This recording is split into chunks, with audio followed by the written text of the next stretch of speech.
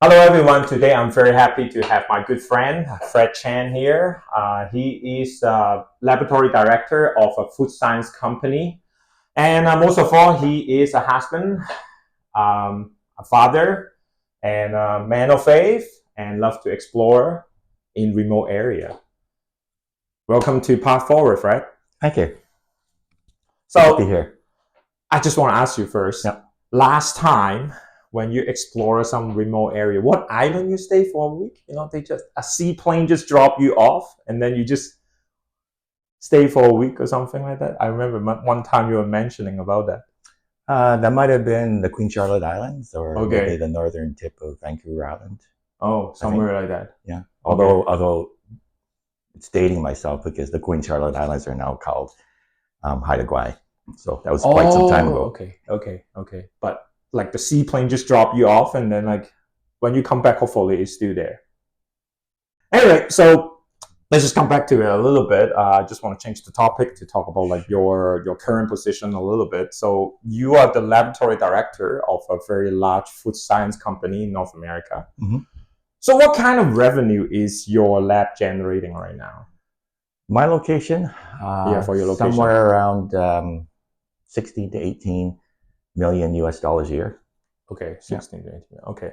How many people like are you directing right now? About Well, it's kind of a tricky situation now because of a recent acquisition, but as of December 31st, 2024, that would be roughly 90 employees. Okay. And January 1st, about 180 employees. Wow, so it's double basically. Pretty much double, size. Yeah. Oh, wow. How are you finding that? Interesting, challenging, it's all fun. Okay. Okay, let's just put it that way. Just want to talk about your life a little bit. Sure. Yeah. So interesting thing about it is you were actually born in, excuse me if I say it wrong, Calcutta. I don't know of it as Kolkata, but Okay, Kolkata. When I was born in the 60s. Okay. Well, which at that time is not called that, but I think that's right. At that time, it was called Calcutta. Yeah. Which is, of course, an old British term for that place. Mm-hmm. And since then, some time ago, I think about 20 years ago, they changed it to Kolkata, which is the more traditional name. Okay, so it's Kolkata. Kolkata. Yeah, in India anyway. Right. A big city in India. Yeah. Why did your family move to Canada? Well, it's a bit complicated, family dynamics, not getting along with the family. My father wanting to make his name for himself, to leave the family where he wasn't really welcome. So it's time to leave. Okay. So what did happen? Why the relationship turned a little bit sour, if you mind? Well, being the youngest of three brothers, he had an easy life. So they never really worked hard. So that made it difficult for the other brothers who were putting all the energy into the family business. So they do all the work and he reaped the benefits. So at some point, it was making it hard for him and his wife, which is my mother, living in the same household, because we all lived in the same household. And so it was time for him to leave. So it's kind of like a saving phase kind of situation, or not? Probably. How did your family cope with the changes and the differences in Canada culture? Well, in the 60s, it was tough. They showed up in Canada with $400 in their pocket. I mean, $400, mind you, is probably a lot of money back then. Yeah. But still, that's all you have. There's no handouts. So they worked very hard. It was very tough. Compared to life back in India, where they had servants and people who cooked and cleaned, did all the work for them. So big change. So how did they cope with it? I mean, in the sense, like, do you feel they adjust well, or like with like all these major changes? I don't think my father coped very well. I think, he liked to drink a little bit too much, and he was a hard smoker, and that was his way to release. Mm. Coping is what you had to do. There's no choice. There's nothing else. Mm. If you didn't cope, you would just wither away and die. So there was no alternative. Yeah. But in a sense, like they still work hard. They provide for the family. Oh yeah. You know, as growing up, we really didn't have much, but I didn't know any better. I always had food on the table. I had a roof over my head, clothes on my back. Okay. They weren't fancy clothes, but I always had what I needed. So nothing to really complain about. Other kids had more things. You know, they would say that they would go on these vacations during the summer, or they would join certain extracurricular activities, softball teams, hockey teams, those sorts of things. I never did any of those things. There was no money. There's no money available. It was just enough to do those basic things. Put food on the table, a roof over your head, clothes on your back. That's about it. Okay. Yeah. Now, so I just wonder though. So eventually, you go to university. You know, you go to university. You go to UBC at the time. That would be like in the late 70s, probably. I would think, right? In the 80s, right? Because I was in high school in the 80s. Yeah. So I would have gone to the university, the big university here. Okay. In the 80s. Okay. Yeah. Why you choose chemistry as your major? Yeah, that's an interesting one. I was always interested in science and how things worked. Okay. And chemistry just happened to be something I really clicked with. It was also the course that I had the best grades. So it was a combination of that, because I understood science and understood chemistry. It's something that I decided to go through. So I also didn't have a lot of options, because my grades weren't that great to transfer to a different specialty like engineering or medicine or anything like that. Okay, so is chemistry your first option in a sense? Let's just say that after my first year performance, chemistry was my only option. Even back in that time, I mean, like go to UBC is not an easy task though, in a sense. And on top of that, you support yourself too through the study. You pay for your education. I paid for my education, all 4 years. If not all of it, at least a majority of it. Yeah. And I mean, like even like to enter into university, you know, you need to work hard though. It's not. That's true, but high school was easier for me. Really? Being a B+ A- student, you're more or less guaranteed. Yeah. Or you meet the entrance requirements for the university. Okay. So that's fine. Getting in is the easy part. Staying in is the hard part. Finishing is the really hard part. So would you say you were kind of, it's more like you just not used to university kind of education, or you kind of distracted? What was that? All of that. All of that. Yeah. Just not really taking it seriously. It would be called academic non-achievement. Non-achievement. Okay. So basically, you almost like, you know, cannot stay in university. You just kind of. But then what do you do to stay? Well, let's just say that you need a minimum to even be a student. Okay. Below that, you are discharged for not meeting the minimum requirements. So I was at the minimum. Oh. So in some point, you just know, okay, I'm in trouble. Yes. I better do something about it. Right. So what did you do? Then I buckled down and started paying attention, because it was my money after all. Well, yeah, that's true. For the tuition. Okay. So I studied really hard and took summer classes to make up for the lost credits that I had in my first year. Okay. And got all the prerequisites I needed to get into my second year. Otherwise, I would have to spend first year again. So you would spend one more year basically if you didn't like kind of buckle down, you know, and then figure it out. But chemistry emerged because that is the best class that you have done, or how would you see it? Best class, maybe the class that I had the best grades. Maybe so the other way around. But I think you have mentioned before that actually you also did very well in high school as well. Chemistry is one of your stronger kind of... In chemistry, at high school, yeah. Math, I mean, pretty much all of it. Okay. Yeah. But generally, like what you say, you're like a science person, Right. You like to know how things work, basically. Yeah. Yeah, right. I mean, So, in a different scenario, I probably would have been a mechanic because I like to know how things work too. But that wasn't the traditional plan of a Asian family. that is true. Yes, that is true. I keep forgetting about that. That is true, though. Actually, yeah, that is true. Particularly in that time too. No. Yeah, particularly in that time, right? Yeah, I couldn't let my parents down. They never put any pressure on me, but knowing how much they sacrificed to get to Canada, I couldn't piss it away. Yeah. You need to have like I need to do good by that. Okay. They gave me an opportunity by moving here. Okay. And I wasn't going to waste it.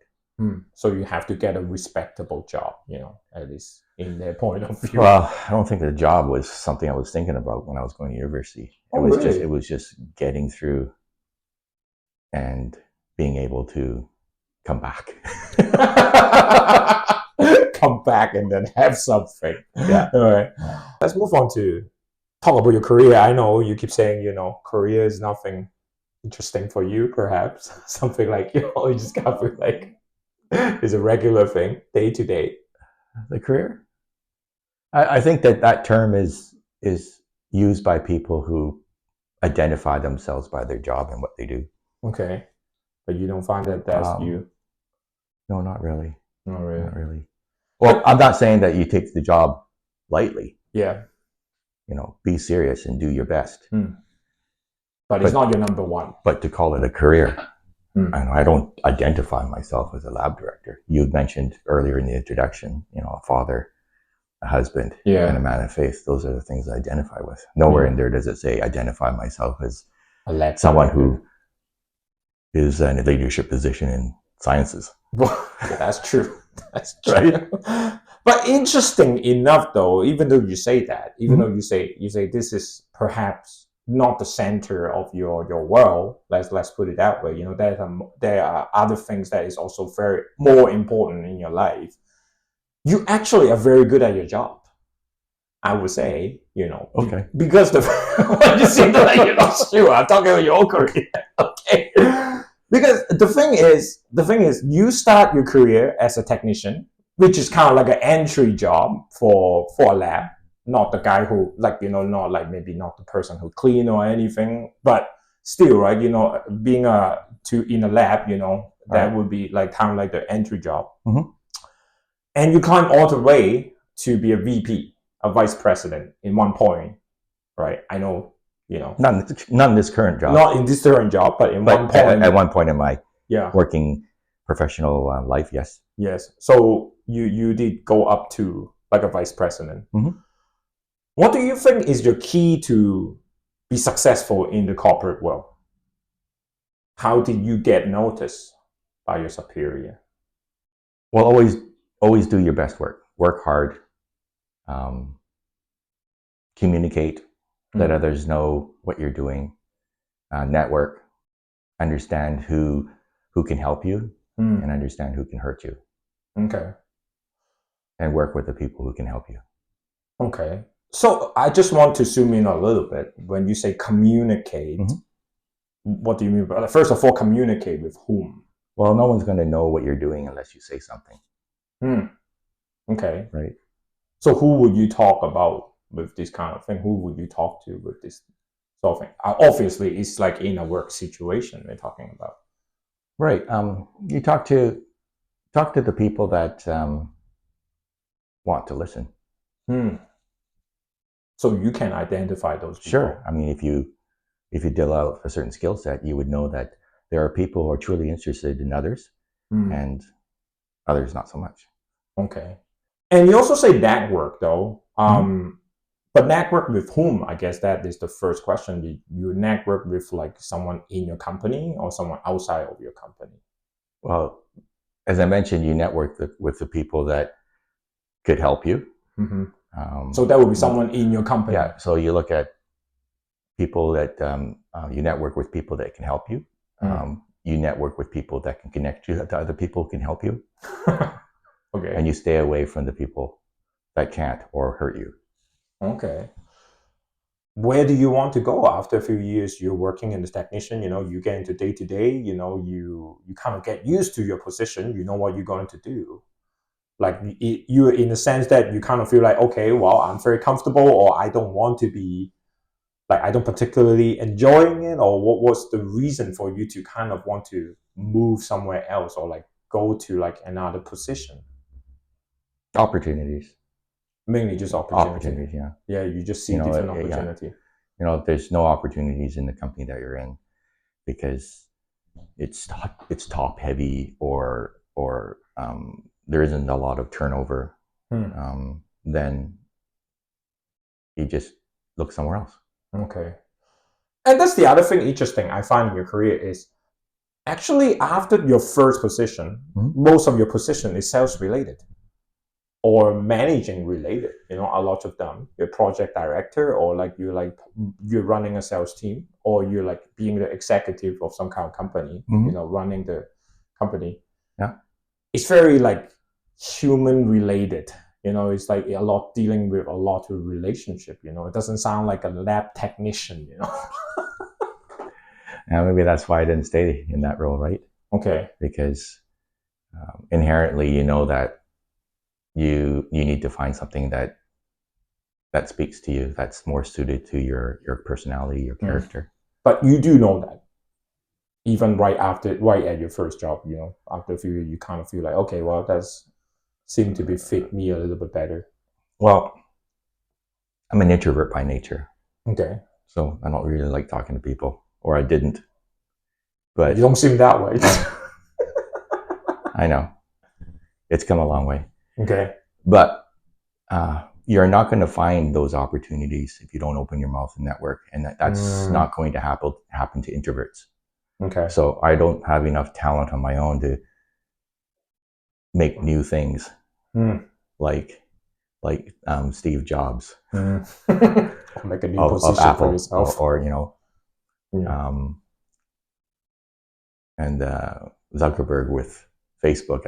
I just don't have it. Or Elon Musk with Tesla, or PayPal in the earlier days. I'm not that smart.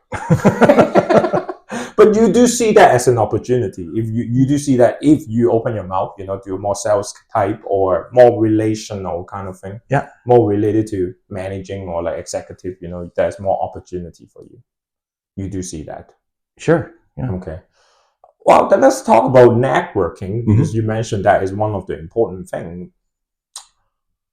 How do you network really, within your company? What do you talk to these people? I mean, if you identify a person, okay, well, this person can help me to move on, to get along, to go to the next opportunity. What do you say to them? It's not so much saying, but doing. Okay. The saying is important too, but I think when you're part of a team, there's a hierarchy, right? There's a leadership, and you're either that leader or you're part of that hierarchy.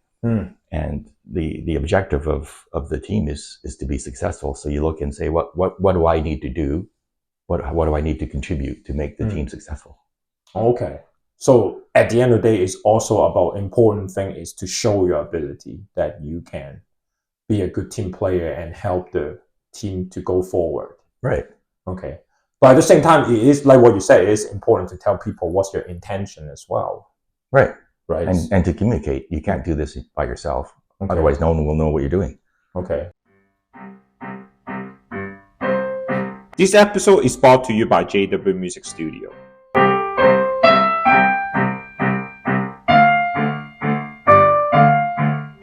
JW Music Studio is currently looking for piano and guitar teacher. If you're eager to find effective way to instruct private and group lessons, if you also passionately care about a student's personal and musical journey, then you're the one.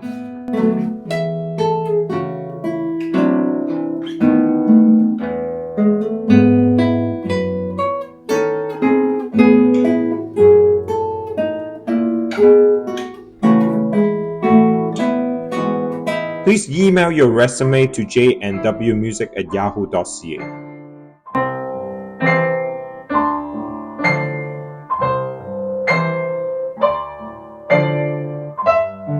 We're looking forward to hear from you. But you do. So you just go to whoever the team leader perhaps to say, hey, I would like to move on to a higher position. Would you say stuff like that, or? I don't think so. What that means is you're taking the ability to make that decision yourself and giving it to somebody else. When you say I want that higher position, but you're the one that's going to let me get that position or not. So I never did that. It was, I'll look for that position, and this is what I'm looking for. Okay. So you would express to the person, this is what you're looking for. No, I would never say it in those direct terms. Right? Okay. But you can say it in the things that you do. Okay.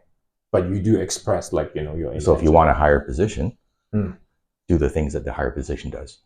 Oh, okay. But you need to seek out, what kind of position you want to go first. Sure.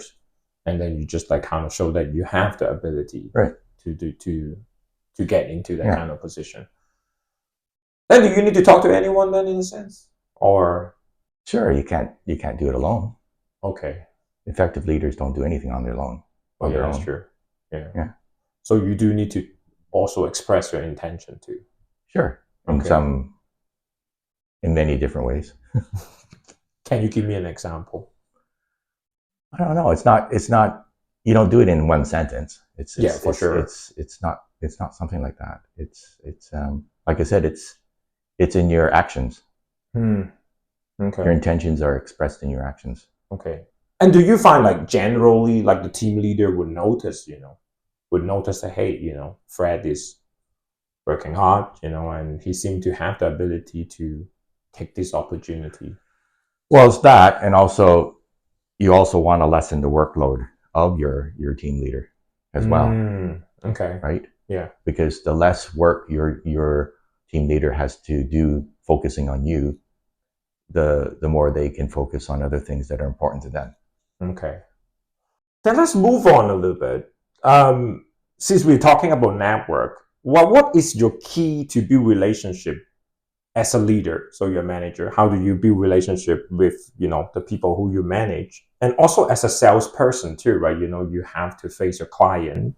How do you build relationship with this in these two levels? The conversation is always about them.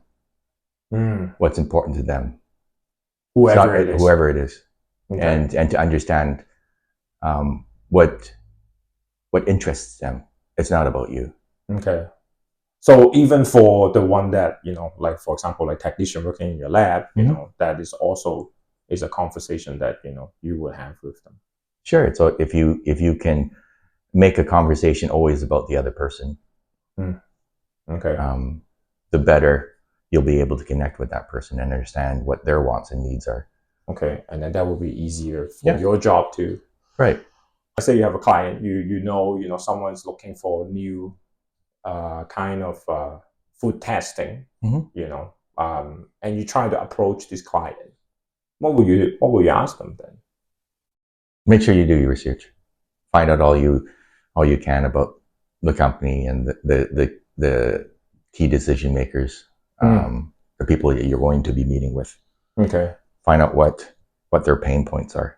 Right? Why are they talking to you in the first place? And is the pain great enough for them to change? If it's not, they're just complaining. Well, yeah, that's true. But how do you know about this kind of thing? You just talk to people around it, or?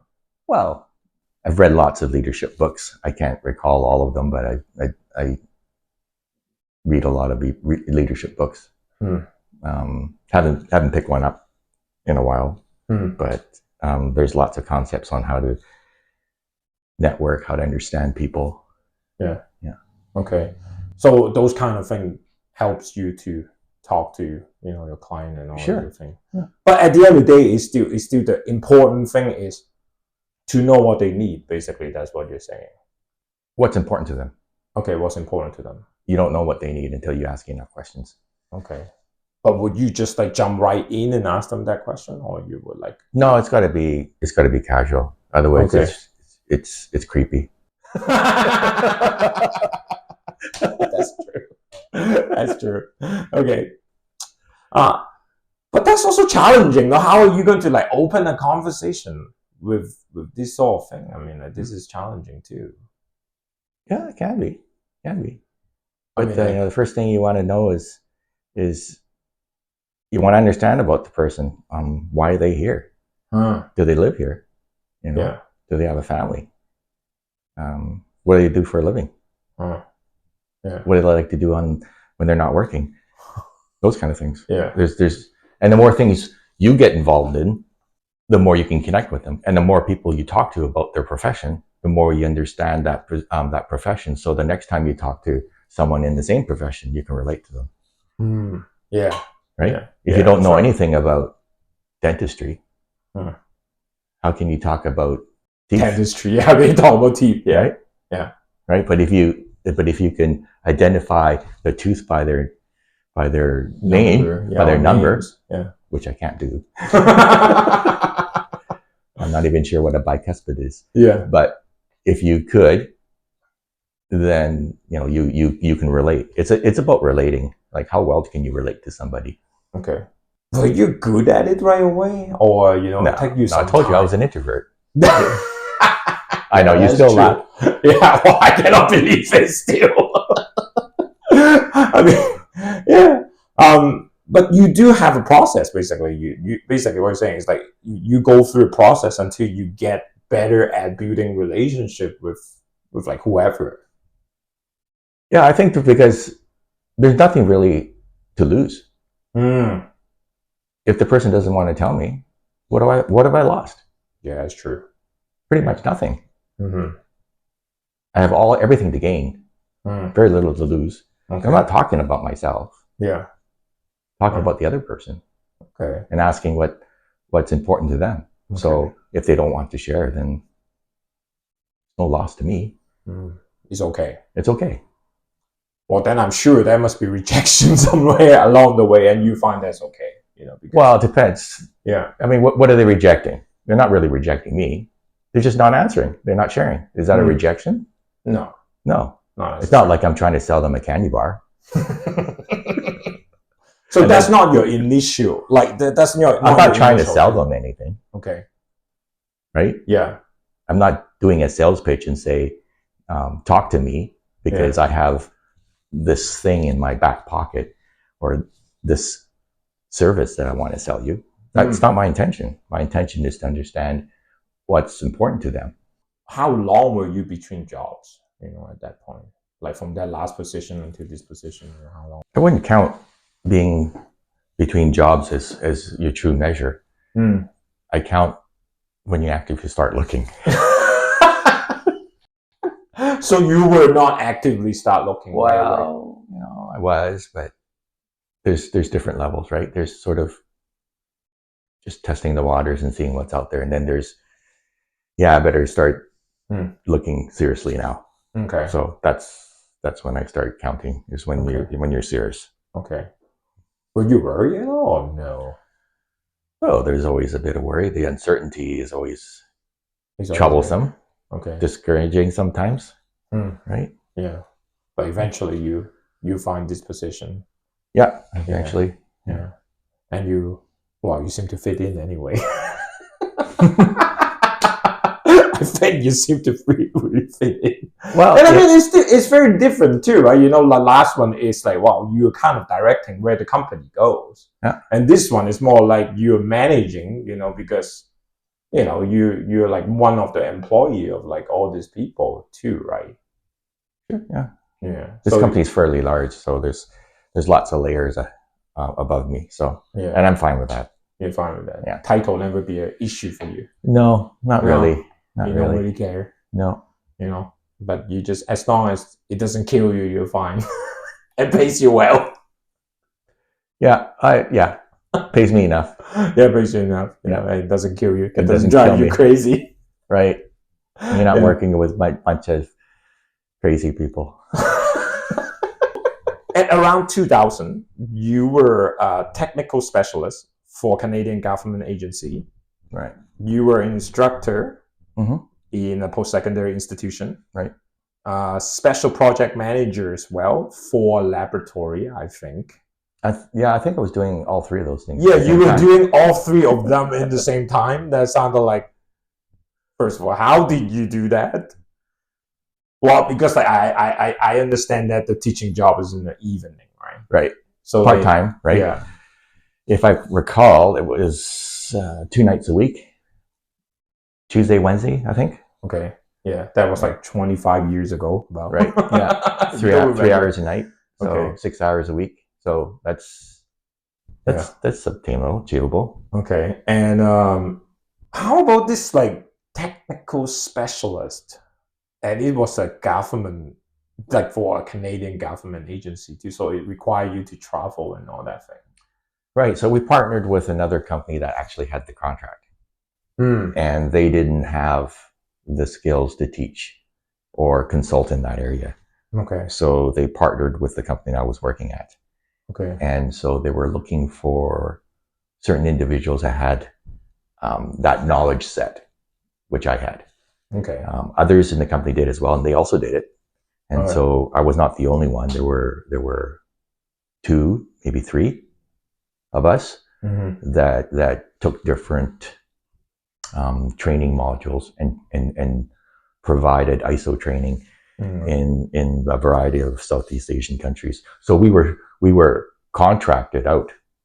So I was still working, still getting paid for the company I was working at. Oh, okay. But we were contracted by another company to provide okay.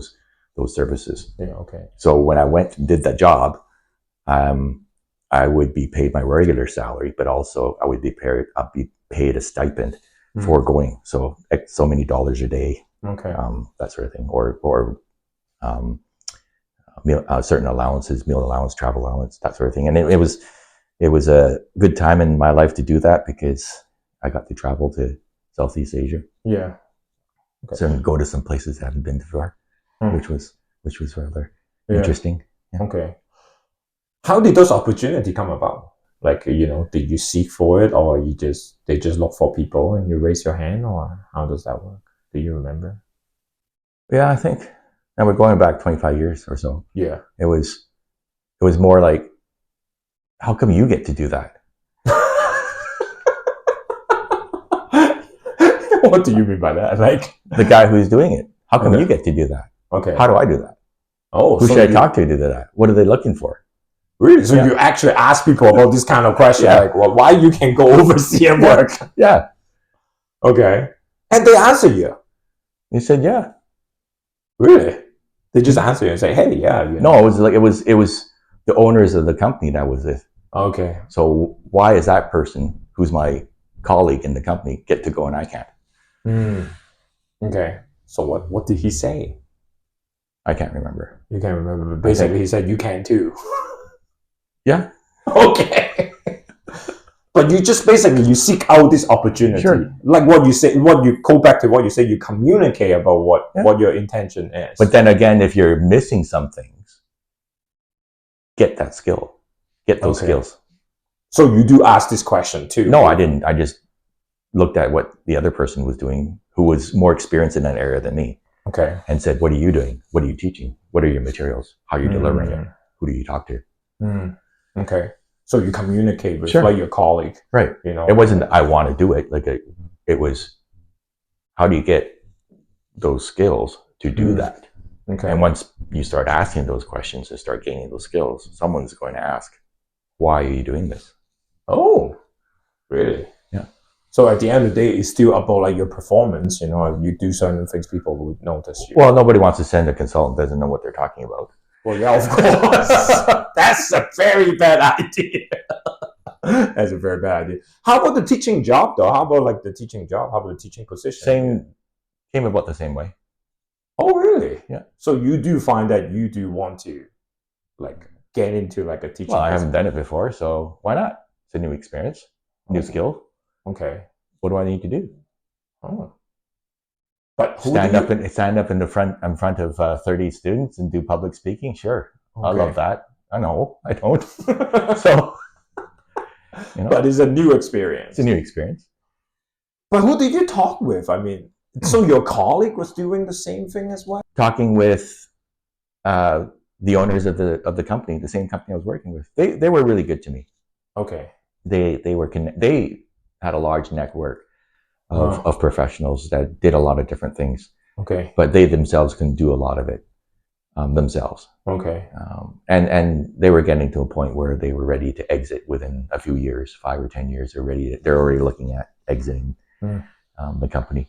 Okay. And they ended up with a lot of different opportunities that they presented to their employees. Okay. To pursue.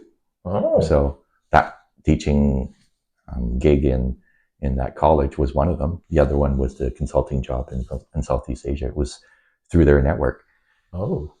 But it takes communication to say, pick me. I have these skill sets that you're looking for. And not everyone also could go. Yeah. Right? Yeah. Who could leave for a week or two and fly all the way to Southeast Asia? Well, yeah, that's true. And leave their family behind. Yeah. So you don't have kid at that point? No. You didn't have kid? No. My son wasn't born yet. Yeah, okay. But is it like they just put it on the board, or you need to kind of like find out about it, or? No, you keep your ears open, be aware, keep your eyes alert, and hear what they're saying. And in meetings, if they say they have this opportunity for teaching, I said, what's that all about? Tell me more. Oh, and you find that opportunity also interesting too. Or they have this consulting job in Southeast Asia. Okay. How do you get that? How did you get that? What's involved? Why can't your company do it? Well, we're looking for this, and this. Well, I have that, and that. Oh, okay. Wow. So at the end of the day, it's do the same thing as network and communicate. It's not. It's. I don't see it as a secret or anything. It's just open your mouth and communicate. Okay. To express your intention. And no, not so much. As I mentioned, it's not so much you're expressing your intention, but gathering information, asking the questions. Yeah. And I think the important thing is you need to have matching ability too. You have to show matching ability before you go express your intention. I think that is important too, right? Sure. Yeah. And I guess, it's like to gather the information to know what kind of skill set you need. Well, if you ask the right questions, or you search what's needed of that position, or search what's needed to be successful in that position, then you ask yourself, do I have it? And can I be successful in it? Once you've met those requirements, then you can start communicating, I can do that. Then you know yourself very well. You never doubt. I mean, there's always doubt. Then how do you I'm as fallible as the next person. This episode is brought to you by JW Music Studio.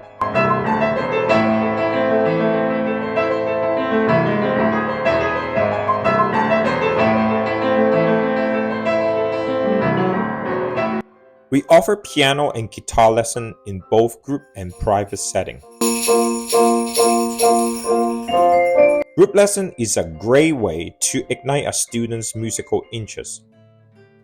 It offers engaging activities that will reinforce specific skill sets. Ensemble playing will strengthen their rhythmic feeling and listening abilities.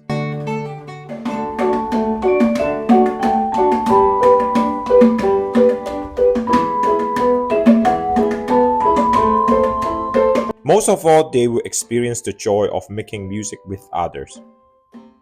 Contact us to find out our available schedule. Yeah, but I mean, don't you feel like, maybe I'm not good enough, So you just kind of back down. All the time. Sure. All the time? Yeah. Really? How did you go to a VP? I mean... Well, doubt doubt is being humble, right? True. Yeah. Right. You never should get in your head that you're the smartest person in the room. Yeah. Or you're the be all and end all of that topic. But at the same time, though, you have to like show some kind of confidence too, right? When you talk to your superior or like whoever, the owner of the company, like in this situation, you do need to express like, hey, I can do this. Or like when you take this like new position, this laboratory director, you have to express certain kind of like confidence too. I mean, sure. I mean, expressing confidence is not just about getting the positions that I've gotten. I think it's important skill to have in life for anybody. Yeah. Who wants to have a relationship with someone. Yeah. You want to talk to a doctor and says, have you ever done this operation before? No. And the doctor says, yeah, a few times, but no, for sure. I'm not really all that confident. Yeah. You don't want to say that. Right? Yeah. But to me, I just find it, I find it interesting. It's like, you part way with your previous company. It didn't seem like it affect you anything at all. Didn't you worry, well, I come to this new position, maybe you just meet the same kind of people. It seemed to be you never think about that. Well, let's just keep going. Like, sure. People just don't want to change, You don't worry about that? Or well, let's talk about one of the other things is my faith. God is in control. Okay. So not you have peace with it. Sure. You just don't worry about it. Oh, there's always a little bit of worry because that's human nature, but you have to say to yourself, worry is just wasting your mental energy on things you don't have control over. So just let it be. Just let it be. Okay. If you have control over it, then do something about it. Then you eliminate that worry. Okay. And that's the other thing I also find interesting too, it seems like you always know it is important to try your best. Of course. Like, always. But, I mean, it is very common to see a lot of people just be good enough, But it seems like that is not your motto, or like, it just naturally come to you, or like, as you observe, or what that is, because you always want to try 110%. Sounded like to me. Yeah, but that always puts you up for disappointment, though. So there's a balance. There's a balance. Well, of course, sometimes good enough is good enough. Sometimes you can get yourself to 90%. Yeah. And then you can spend so much energy just getting to that last 10%. Yeah. But you always try. Oh yeah, you always try. You always try. Sure. And that's the thing I'm talking about. You always try. And is it like something you find like is innate in you? You just always want to try, or what is that? Or like you just learn to be okay. Well, this is an important character I need to have. Just a character of mine, I suppose. Really? So you always find that you are like that? Not trying is giving up. True. Right? Yeah. There's nothing good coming out of giving up. Yeah. But I mean, it is very common, right? It is very common, to, I mean, like, all this quiet quitting, all this, that kind of like, phenomena. Well, I mean, now it's past already. And they have done a research recently. I don't know where I read, don't quote me on it. But, in America, in the US, it's the highest number of people find that disengaged in their job, right? But, it seems like that is a common practice nowadays. But you don't find that. I just find that kind of interesting, And you don't know why. Oh, there's no why, There's no why. I mean, it's just who your character is. I said, quitting is giving up. And you don't find that that's like acceptable? No, I don't think that's acceptable. Okay. Yeah. Okay, well, let's end it with that then. Well, let's move on. Okay. You work on environmental testing for a very long time. I did, yeah. Yeah. Basically, pretty much like all your career before you land on this job, I believe. Pretty much. Well, there were 10 years working in a construction-related industry, so that wasn't quite environmental. Oh, that's not quite the same. No, it was more operations management. Okay. Yeah. How did you switch to food science? I do understand you have a chemistry background, of course. You have chemistry background. You do understand those kind of things. But there must be some kind of knowledge gap, right? There's certain things perhaps you don't know. How do you overcome that? Like when you take on this position? I'm still working on it. I mean, like it's common. Your R&D section come to say to you like something very technical it's not surprising, right? True. The reason why I'm paused there is because I actually just had that scenario on Friday, yesterday. Okay. But how do you overcome that? Actually, how do you overcome that? I don't need to be an expert. Right? Yeah. Because if both of us know the same thing, one of us is redundant. True. Yes. So let the experts be experts in their field. Okay. My expertise is not in that area. Okay. In a sense, then, but how did the conversation go then? If like someone, telling you things, that maybe a little. Well, I understand the science. Mm-hmm. Understanding the science is probably the biggest part of it. Okay. Right? Yeah. Let's say, for example, if I use the example of a car, driving a car, right? Yeah. Do you need to know how an internal combustion engine works in order to drive a car? No. You don't. Do you know that you need, one of the first things you do when you get into the vehicle, besides putting on your seatbelts, is to start the car. So you know that somewhere in the instrument cluster is the ignition. It might be a push button. It could be the turn of a key. It could be a twist of a knob. It could be other things. Yeah. But you need to do that. Yes. But do you need to know that for every single model that's available out there? No. I'll let the people who drive those models be the experts in those things. Okay. So the key thing is still come back to the same thing. You need to know how to communicate with, right? In this area, people in this area. And I'm not afraid to say, I don't understand what you just said. Could you say that again? Okay. Then how will people respond when you say that?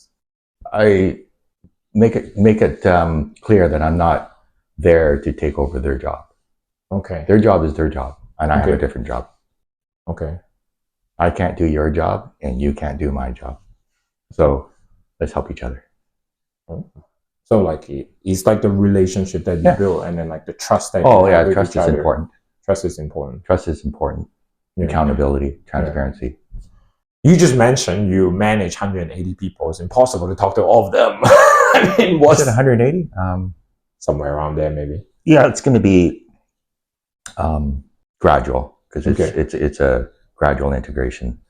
So it'll be somewhere around 130 now, and another 40 to 50 later, probably at the end of the year, beginning of next year. Well, but I mean, like, let's say don't even talk about like it's 130 people, even though it's 90 people. I mean, like that is still pretty difficult to do. So how can you? Well, first of all, who do you build this trust with first? I mean, well, your leaders. Your leaders. Sure. So you have like some kind of like a. Well, there's a structure, sure.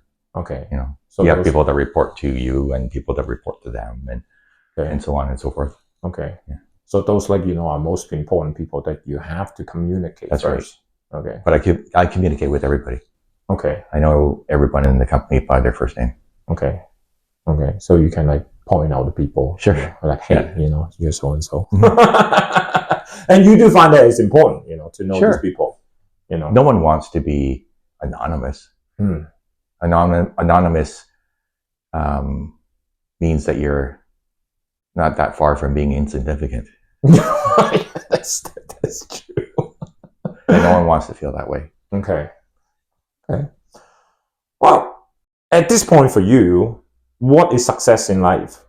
Well, I guess we jump to another topic, but what is success in life for you? Do you think you have achieved success? Now, you look back with all the position that you have been, you have been a VP or lab director, you have like to oversee working, teaching many things. Do you think you have, what is success like in life for you? None of those things. Mm-hmm. That's not success. That's just a work, a professional career. Success is the respect of your family, the love of your family. And you think you achieved it? Do you feel you achieved it? I think so. You think that? I think so. Okay. But there's more work to be done. Well, I guess the work never done. You never finish. You never finish. Yeah. But how do you achieve that? If you're talking to a younger person or like me, how do you think, you can have a family that, respect you and love you, I think, and accept who you are? Mm-hmm. I'm sure you have flaws too. Lots. Right? I'm sure about that. But what do you think is the important part? What do you think is the key? Key for what? Well, to achieve all those things, your family respect you, love you, and accept who you are. Return the favor. Return the favor. Yeah. Can you expand? Love them and respect them. Okay. First. Okay. Before yourself. Well, why I'm repeating why I'm repeating you? I don't know, maybe because you don't believe me. No, it's not that I don't believe you, but I just find it's sometimes this kind of thing is very abstract, right?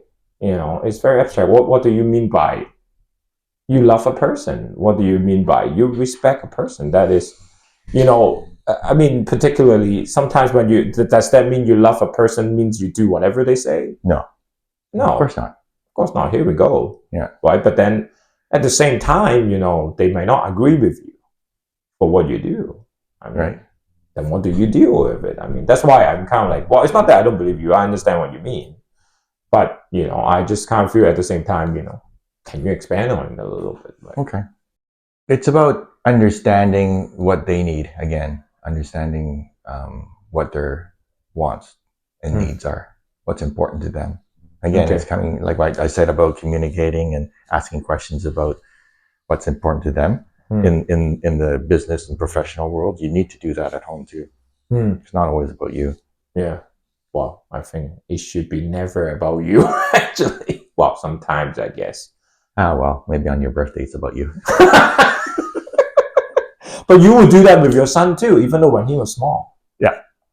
You will express hey, what do you... Or when they're small, you just see what they need. What do you think? I think it's important to have a relationship where you feel not threatened to share certain things that you may not be proud of, or you're vulnerable. With your child. And with everybody, with your family, that you can share those things, and they won't be used against you because you're vulnerable. They see everything. They see your good points. They see your bad points. They see your low points. They see their high points, and everything in between. Yeah. So, wow. Okay. Well, that's a lot to think about. Is that still too abstract? Well, no, but it is a lot to chew about, right? It is. Sometimes it's hard to accept, right? Someone make a mistake, particularly well, I don't know whether I can say that, but I kind of feel like, sometimes, it is easy to do the thing that, you said, you hold certain thing against them, or... Yeah, it's human nature, or you just count, counting at their mistake, it's human nature sometimes. Again, if I go back to my faith, that's not what my faith teaches me. Okay. Right. So what does it teach? You have to forgive others' mistakes. Okay. Because there's only one perfect person that ever lived on this world. That's right? True. That's true. Everyone else is imperfect. Yeah. So you just accept what it is. Yeah. You just accept what it is and move on. That's right. Yeah. Wow. Okay. I guess that would be a good point to end. Thanks so much, Fred. That's it. Yes. What do you mean that's it?